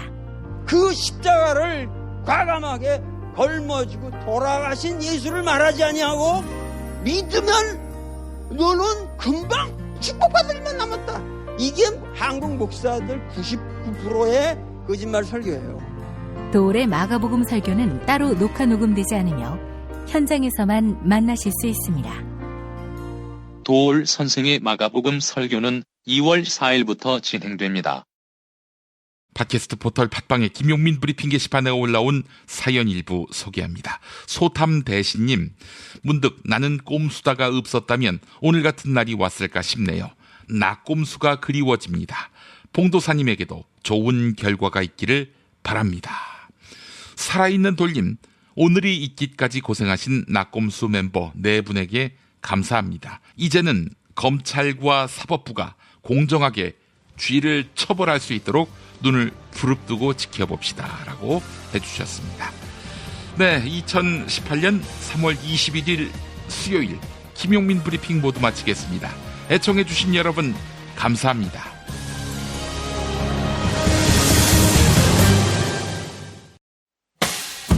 김용민 브리핑과 함께한 시간 어떠셨어요? 다음 시간에도 보다 바르고 알차며 즐거운 정보로 여러분을 찾아가겠습니다.